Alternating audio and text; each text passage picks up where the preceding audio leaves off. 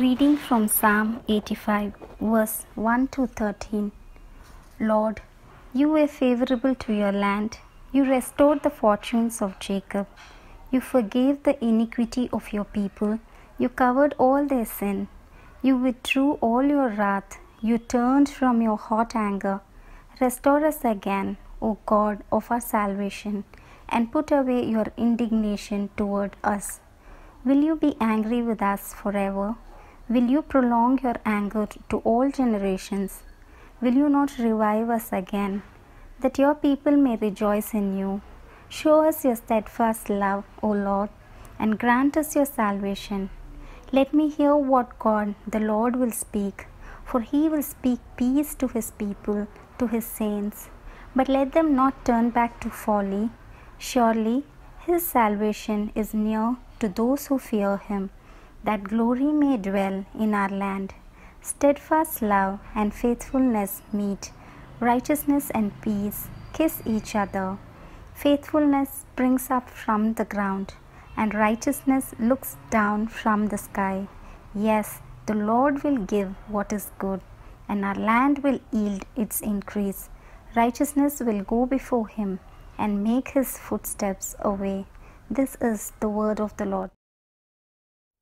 Good morning and welcome to Crossroad East Church. This is our first online worship service and we are so delighted that you could be part of us. Before we move on to the message, I just want to give a couple of announcements. I take this time to thank our technical team and the worship team for doing a lot of time. They came here and they practiced, and I'm so wonderful to see such skills have put into use to making this first online worship service. I want to remind the church that we also have Bible study that is happening every Tuesday and Friday. We have completed 1 John Bible study and now we are looking at the book of Philippians. And if you're interested, please do join us, and it is via Zoom. And I'm also happy to say Children's Church is meeting regularly. Of course, they are doing all things from their home and a lot of weekly activities are happening, and I'm so excited to see all our children participate in those activities. And given our situation today, we all know that the lockdown is still in effect, and because of this, we will not be meeting at least in the next couple of weeks.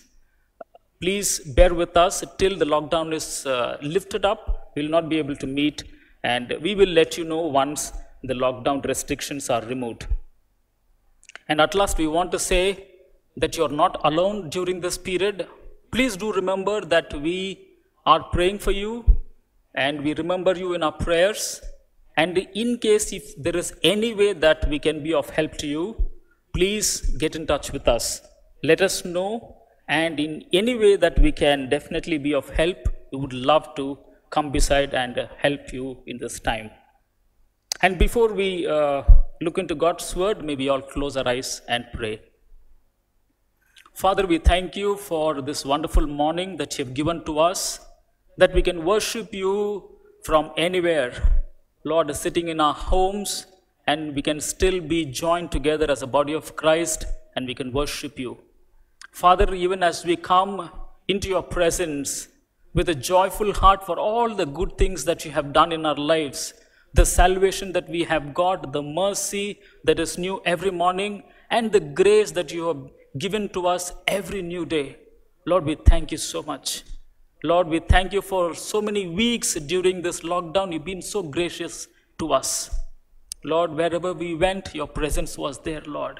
You protected us from all harm and danger, and we continue to pray that you will protect us even in the coming days. Lord, even at this time, Lord, we cry to you for our country. Lord, it is a desperate cry this morning, Lord, that you will have your grace upon our land. Lord, there are so many people who have lost their loved ones. There are so many people who are still in beds, and there are so many people, Lord, who are want of food and all those basic needs. Lord, we pray that you will meet all those needs, God. Lord, we pray especially for those people who have lost their loved ones, that your comfort will be upon their families, Lord. That you will, Lord, minister to them in a wonderful way, Father. Lord, I pray for all the leaders, Lord, the political leaders and the NGO leaders and various people, Lord, who are spearing ahead, Lord, in making things wonderful in this country. God, I pray that you will give them favor, Lord. Lord, restore our God, restore our land, oh Father, that we will be able to come up with a vaccine in the coming days. Lord, especially pray for all those people who are in the medical field, Lord, that you will give extra measure of grace as they grapple, Lord, to minister to those people who are sick and who are down. God, stretch forth your hand and heal them completely, Father. Lord, if it is your will, of Father, Lord, that there will be a vaccine in the coming days, O Lord, that you will be gracious once again upon our lives, O Father. Lord, I pray, Lord, that the country will soon resume and all the activities will resume and we will see once again your blessings upon our land. Thank you, Father. Hallelujah. Lord, once again we commit our church into your hands. Lord, thank you for the privilege that we can come via even this online, O God, that we will worship together, O Father. Even, Lord, as we open our Bibles to listen to your word, we pray that you will speak forth your word, O Father. We want to hear your voice. We want to listen to the word that is so alive, O Father, even today. God, let your words come alive, O Father, even this morning. Lord, speak to us, O Father. We submit our hearts, we submit our minds, and everything within, Lord, looks forward to your word, O Father. Let your name alone be glorified and exalted through the preaching of your word. In Jesus' name we pray. Amen. Amen. I think the passage that was read to us is taken from Psalm 85. And this is a wonderful psalm. I believe that it goes well with our situation today. Just to give a brief about Psalm, in ancient times, people used to express their desires, prayers, heartaches to God through songs. They used to write these songs, and from time to time, they used to sing. These songs helped their inner life. When they poured out to God, their emotions were released and they felt relieved. This expresses a great faith on God that their voice is heard. All these songs during those times were collated and were put together by temple officials or temple singers who were known as sons of Korah. These Levites led the people in worship.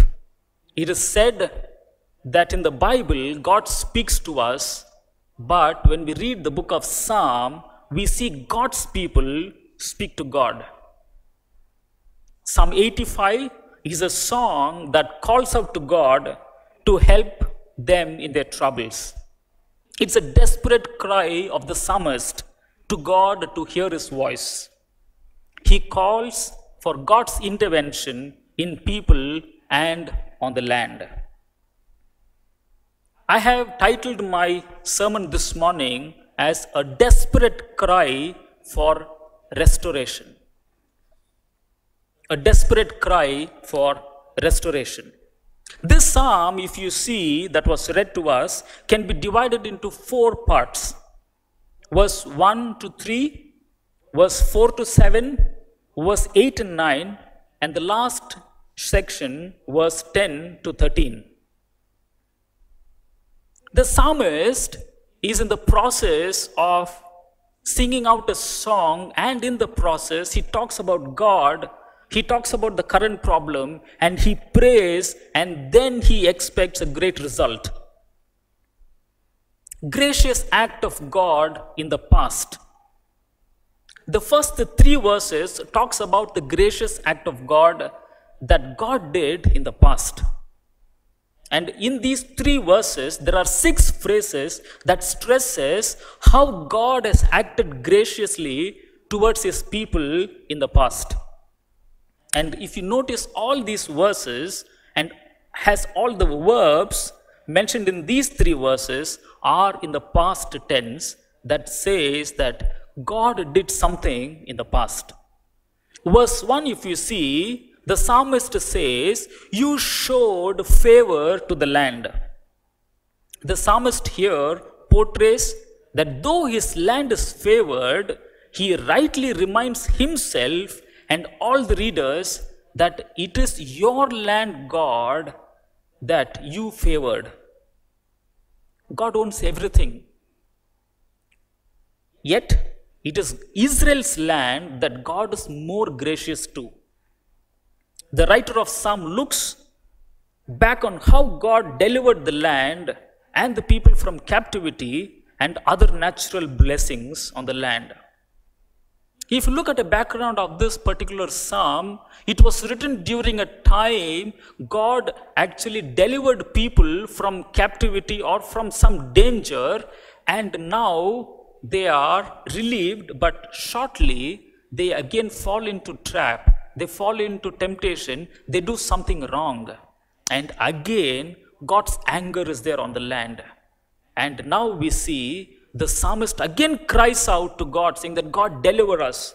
And so the psalmist now opens with first 3 verses talking about how gracious God was in the past. And he says, God, you showed favor to your land. Though it is Israel, as I talked earlier, it is God's land. It is no more Israel is my land. This is not our land. He reminds the readers and himself that it is God's land. Verse 1 again, the second part, he says, you restored the fortunes of Jacob. When Israel was in captivity, it was God who delivered them from their bondage. And he restored the fortunes of nation Israel. Every time Israel went away from God, enemies came and attacked them. And they plundered, they took all their wealth, and once again Israel now cries to God, and God intervenes, and God restores the fortunes of Jacob. Time and again we see these things happening in Old Testament. And when the psalmist was writing, he rightly remembers, God, you restored the fortunes of Jacob. Verse 2 says like this, you forgave the iniquity of your people. God did not just show his gracious act toward the land, but he also showed his gracious act toward his people by forgiving their iniquities. People are related to God, and they are more significant than the land itself. God delivered the land, but now we see God restoring people's lives. He forgives the iniquities of his people. Relationship with God is foremost, and their iniquities were hindering the people to have a good relationship with God. And now God removes those iniquities so people can have a good relationship with God. Psalmist says, God, thank you for removing our iniquities in the past so people can have a wonderful relationship with you. Okay. In verse 2, you covered all their sin. Look at the word covered. God covers our sin. It is God's mercy that covers our sin. And psalmist says, Lord, you covered people's sin by your mercy. God in the Garden of Eden, in Genesis chapter 3, we see when Adam and Eve sinned, God comes, but they were covered in the bushes. And now God calls and he covers their shame. In the same way, God has covered all their sins by his acts of mercy. The shame of sin now is no longer visible by God and by man. And it's a wonderful act. I love this. When God covers our sins by his mercy. Sin cannot be covered. Sin cannot be hidden from God. It is so easily revealed, and no one can say that no one can see my sin. It is easily seen by God. And it is God in the past covered Israel's sin. Verse 3, you withdrew all your wrath. The psalmist again he points out saying that God, once these people sinned against God and were exiled and were punished, but God, in your mercy, you delivered them and you forgave all their iniquities, and because of which you withdrew all your wrath. No one can stand God's wrath. If God is angry, who can save us from? And the people of God, they sinned against God and God is angry. Now God comes and he forgives their iniquities and he takes away all their sins. He covers their sin, and now God is not angry anymore. When God comes, he does everything in his time. No one can save us from God's wrath. But God, when sin is removed, God's wrath is removed as well. Look at verse 3 again. The psalmist says, you turned from your fierce anger. God has been very gracious to Israel and have turned from his fierce anger. And now the psalmist is so grateful to God that he has treated his people with great care and mercy. God has treated his people with great care and mercy. All these three verses, if you see, the psalmist is so happy in a way that he praises God. God, thank you for doing all those things. You did so much of wonderful things in the past.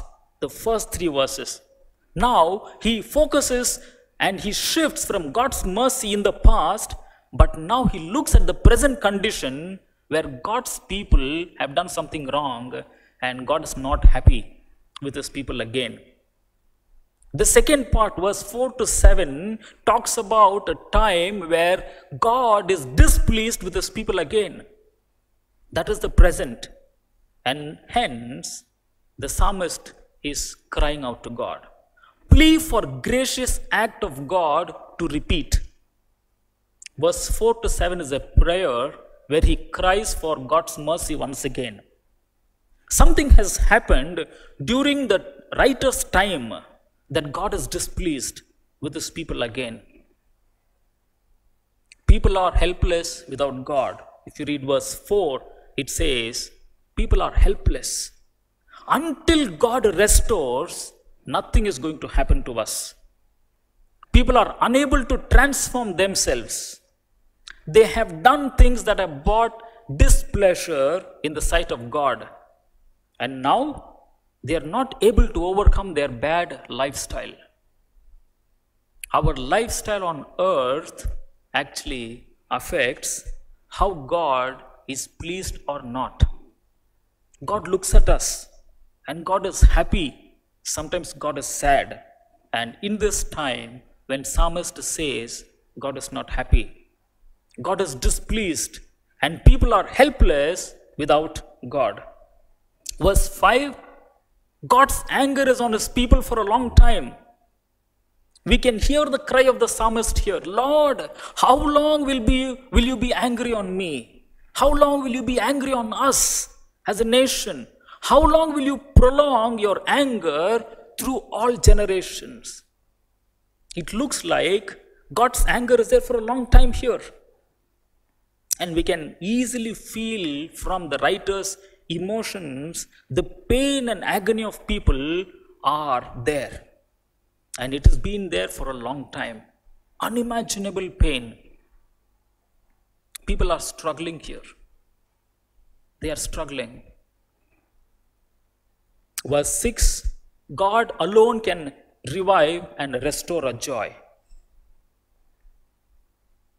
Whatever our situation, only God can revive us. Whatever we go through in life, only God can revive us. And only God can restore the joy that we have lost. God's revival of us and our joy go hand in hand. The absence of joy has made all the more difficult for people to live those times. Imagine without joy, the pleasure of building, the pleasure of blessings, the pleasure of having a good land, the pleasure of having many houses, everything becomes waste when there is no joy. And here, the psalmist says there is no joy in people's life. They're having probably everything. They're having everything, but joy is missing. And he says, God, give us joy that we may continue to rejoice in you. Verse 7, the psalmist says, he cries out to God at the end. He closes his prayer, now a desperate cry for salvation. The prayer at last ends with a desperate cry to God to show his unfailing love. Only God's love can bring salvation to God's people. And that is exactly the psalmist now cries. He's desperately crying to God, God, come and restore us. Come and give us your salvation that we can enjoy, that we can have joy in you, and please show your unfailing love towards us. Today, like this psalmist, we too may feel that God is angry with us. We may feel that he is withdrawn from us, looking at the situations around us. And during this time, many have become complacent and have lost their passion towards God. Many have gone back, sadly, to their sinful lives. All we can ask today, this morning, is to cry out to God to send His Spirit to revive our hearts once again, so that we can have a wonderful relationship with God. And the greatest antidote to nominalism, a nominal Christianism, is revival and Spirit-filled living. The blessings of the Lord begins when one listens to God's instruction. So the psalmist now, after telling what God has done and after praying for his people and the situation to change, now he says, God, I want to listen to your voice. Surrendering to God to obtain God's grace. The prayer has ended, and it has ended with submission to God, so that God will intervene in the lives of His people. When people return to God, God restores our fortune as He did in the past. And it's so wonderful to see the psalmist now says, I will listen to your word now. All this while he was talking, now he says, God, you talk and I want to listen. Surrendering to the authority of God's word. Verse 8. The psalmist acknowledges listening to God and His word for his direction. And when he says, I will listen, it is an attitude of God's people that will bring joy and salvation. All this while, the psalmist was talking to God. And he believed that God was listening. Now, the psalmist is willing to listen to God while God talks. Listening to God is an important sign from the believer that his life now reflects a repentant heart. People have sinned and now they're trying to repent, and one of the early stages is when we turn to God to listen to what He says. Everyone are so happy when we hear about God's blessings. Deuteronomy chapter 28, verse 3 to 13, it contains all the blessings that usually people cling on to. I'll make you the head, not the tail. People are so happy about it. I will make you prosperous in the nation. People are so happy about it. I will bless you as you go out and you come. People are so happy about it. But the whole blessings actually hinge on verse 2 that says, all the blessings will come upon you if you obey the Lord your God and all His commands. If we ignore verse 2, the promises that is recorded in chapter 3, verse 3 to 13 does not come into effect. Listening to God's word is the key. And rightly, the psalmist, after praying a prayer of repentance, now surrenders to God by listening to God's voice. It is very vital if one has to see any change in people's life and in the life of the land that he lives, surrendering to God and listening to his voice is very important. Verse 8, surrendering to God is a conscious decision not to return to our sinful life. People of God have struggled with their sinful life. All along history, if you see, people, they have come to God and they have gone back. They have come to God and they have gone back. It's been a circular motion of coming to God and going back to their sinful life. Here the psalmist cries, God help us that we may not go back to our folly. And it is a conscious decision to pray a prayer that God help me that I will not go back to my old life. We need to pray today this prayer. Surrendering to God is not just a life that we can just talk and then live it. Surrendering to God is one of the vital decisions that every believer needs to make. And it is not just in words. We consciously make a decision. God, I surrender my life. And we also pray this prayer, help me not to go back to my old life. And coming back to the last section of the psalm, all this while the psalmist remembered what God did in the past, and he prays that God deliver us and show us your salvation, and now he surrenders to God's will, God's word, and now comes the blessings. Gracious act of God in the present. God restores the land with his glory. Read verse 9. God comes down. He restores the land with his glory. What God was doing in the past, when the psalmist declared in the beginning of the psalm, in verse 1 has become a reality now. And it is no more what God did in the past. Now the psalmist joyfully says, God, you did something now. You restored our land now. And it has become a reality. God has shown in his power again in restoring the glory that was there in the land earlier. If you read verse 12, it mentions that God will give his blessing on his people by blessing the land as well, and that the land will yield its harvest. We need to understand it is God who holds the keys to blessings. God opens the heavens for the rains to come. God withholds the rains when he wants to do certain things. God can send pestilence. God can bring blessing. Everything is an act of God in history and even today. Even good climate is a blessing from God. All we enjoy in this land is nothing but the blessings of God upon our lives. Whatever we see outside, everything is a blessing that God has given to us. And the land surely cannot boast the prosperity if it is not God's hand. It is God who makes the land fertile. It is God who causes the dew and the rain to fall on the land.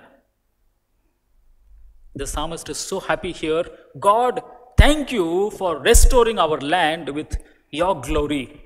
And now we see a fertile land. The harvest is plenty, and we are so happy that you blessed us and the land. Verse 10 to 13, if you read, people's lives are restored to reflect God's character. I love this passage. When I was reading this passage, there was so much of God talking to me in a way that his nature is reflected in God's people too. When God's salvation comes down, the land is filled with God's glory, and that is not all. Even people's lives are transformed. God does not stop with the land, the blessings. He moves from the land, and the most important thing for God is the relationship that he enjoys with people. And now God says, I'm going to put my characters in you. The salvation has come down. And we see people's lives transformed.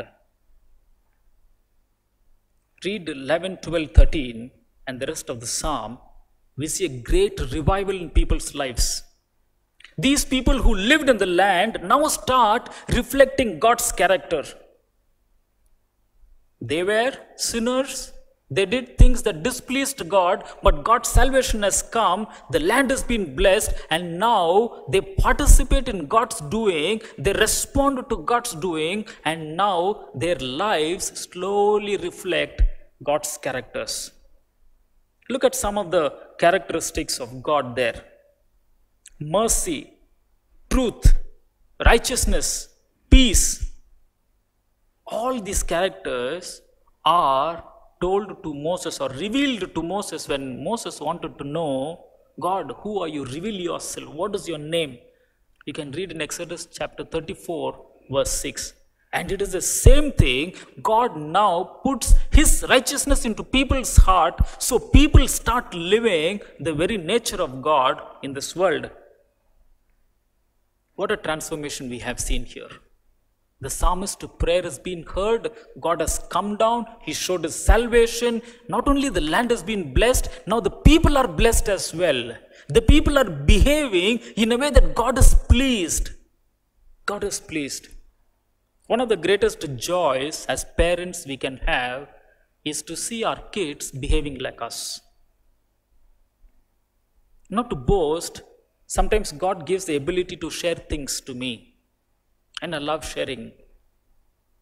And God did a lot of things in me. Earlier, I was not a person to share. I used to hold a lot of things. I didn't want to share.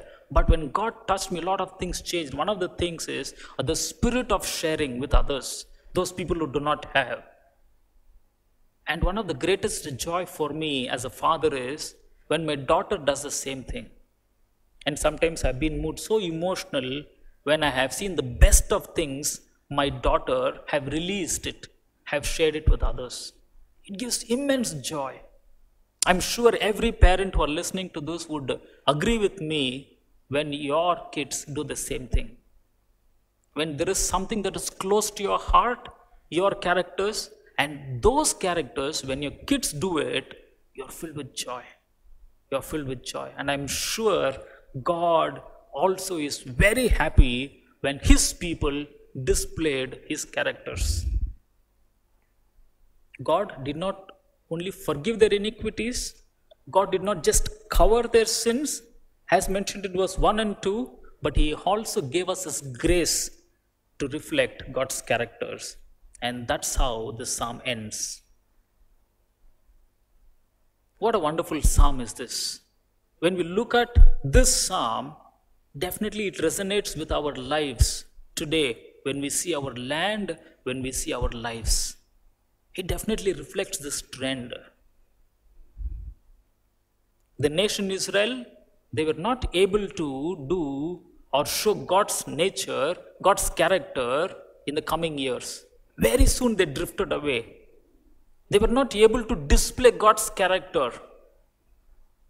But it was many centuries later, God would send His salvation once again. As we read in John chapter 1 verse 14, and the Word became flesh and dwelt among us, and we have seen His glory, glory as of the only Son from the Father. He is full of grace and truth. It is through this salvation that came down, which is full of glory, that our land would change once again. Our whole course of history would change once again. And everyone who believed in Him now will be given the right to become the children of God. These people, children who believe in the Son, our Lord Jesus Christ, would now inherit the land. And now they will reflect God's character because of God's righteousness being put on their lives. It is not their righteousness. It is not their doings. They need not do anything, but all they need to do is embrace God's righteousness and work alongside God through the enablement of the Holy Spirit, that we can even today reflect God's characters in our land. It is vital today, very important in our lives. Like this psalm, we too can falter in many ways. I want to give a takeaway. Takeaway is this: accept God's salvation and reflect God's character. Today, we live in a world that has forgotten the very nature of God.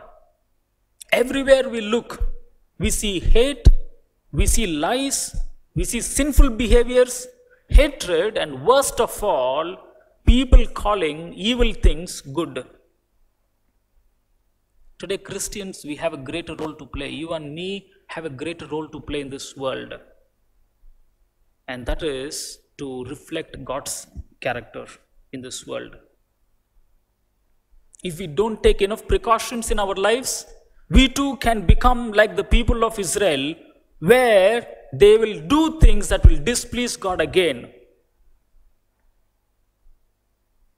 We need to be careful. We need to be careful. And this lockdown period, for some it may be good, but if we don't really take a look at our lives, this can be devastating time for us. A lot of things can go wrong. People are not there to look at us. The fellowship is not happening. Things are happening online. And we are not having a good relationship with God and with one another, where we can edify one another. Things can go really bad. We would have lost our passion towards God. A lot of things would have gone haywire. This psalm is a reminder to us that we need to accept God's salvation. God's salvation is ready for us. To all those who believe, He is there to give His righteousness to us. And God says, "Come to me and I will give you rest. I will give you my peace. My Son has died for you, and His righteousness will be clothed on everyone who believes in Jesus Christ." It's the right time for us to make a decision that we accept God's salvation. The land has done a lot of wrong things. People have done wrong things. Today, if you look at the world, the business people are doing things that definitely displeases God. And even to a certain extent, you and me have done things that have displeased God. It is with sad heart I can say, today even the church has done things that have displeased God. It is high time that you and me have to surrender to listening to God's word. Like the psalmist, the first thing of a repentant heart starts with, "God, I want to listen to your word. You talk, God, I want to hear. I want to listen to your word. Let me come and open the scriptures and ask and listen and read and reflect what you like, how I need to live in this world." Those things that displease God, we have to remove from our lives. God is calling us today. It is high time that we come back to God and reflect like the psalmist did. What a joy to see the life of Jesus Christ, the salvation that has come to us. It says that Jesus came full of grace and truth. And He says, "Come to me, come to me, take my yoke upon you, and I will give you rest. I will give you my peace." And He has deposited the Spirit of God in us, that the restoration can happen, renewal can happen, revival can happen.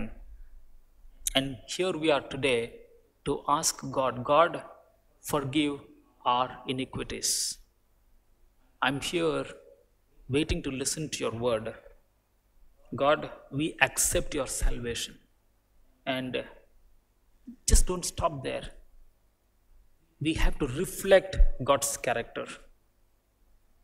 We are called on a journey to become like Jesus. And every person who believes in Jesus Christ is born again, but he needs to become like Christ. That is called a sanctification life. And that is exactly we see happened in this psalm as well. people surrendered to God. People's lives have changed. They started expressing God's character in their lives. Faithfulness and love, mercy and grace, truth was so rampant in the land they were living. And we too are called to express the same thing in this world. Like psalmist, we too have to cry for restoration. I don't know how our lives are today. We definitely need God's restoration in our life. We need to come back to the cross and we need to cry for restoration for our lives. And this is the time that we can make a comeback in our spiritual life. Think about it. How was your life in the last couple of weeks? Are we living a life that pleased God, or have we made God sad? This is the time that we need to come back for a spiritual life, a renewal, a desperate call. God, restore, a desperate cry for revival. And that I would say, God is willing to listen to us, and God is definitely going to make a change in our lives. Accept God's salvation and reflect God's character wherever you are. Let's pray. Father, we thank you, Lord, for your wonderful grace that you've given to us. God, we too, like the people of Israel, have failed in many ways. God, we too have forgotten what you have done in our lives. And Lord, thank you for this wonderful reminder that you have brought this word to us this morning once again. God, we have made you sad. We have made you dishonored. Lord, we come back to you, Father, and we pray, Lord, that you will have mercy once again. Show us your salvation once again, oh Father. We come back to the cross and we cry as a repentant person, oh Lord, and we say, God, have mercy upon us. Have mercy upon us. When we look at our land today, Lord, it has become desolate, oh Father. If it is our sins, oh Lord, if it is our behavior that has brought forth this, Lord, we pray that you will have mercy on us, oh God. Grant to us, oh Father, a revival in our land, in our lives, oh God, that we will once again spring forth, Lord, at the cross, and that we will be, Lord, like you in this world, oh Father. Send us revival once again, oh Father. Let us enjoy the spirit-filled life that we once enjoyed, oh Father. And let us make, Lord, a commitment today, oh Father, that we will surrender to your life. We will surrender to your will. We will surrender to your word. And we will not go back to our old life. Help us, oh Father. Help us, Lord. To that end, Lord, we commit this congregation into your hands. Have mercy upon us, oh Father. Let your name alone be glorified and exalted. In Jesus' name we pray. Amen. Amen.